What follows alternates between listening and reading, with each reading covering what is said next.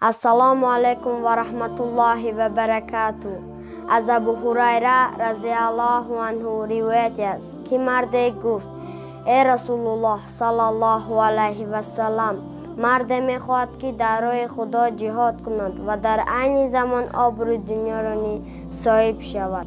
رسول خدا صلی الله علیه و سلم گفتند: ارجه نخواهد گرفت. مردم جواب این سوال ضرور شمرده به آن کس گفتند: سوالت را به پیامبر صلی الله علیه و سلم تکرار کن، شاید نقص نفهمانیده باشی.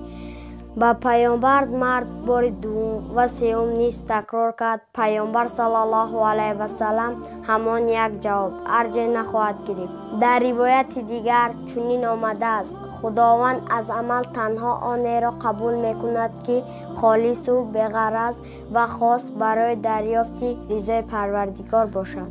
این قصه در کتاب مسلم، ترمذی و در چندین کتاب ها آمده است.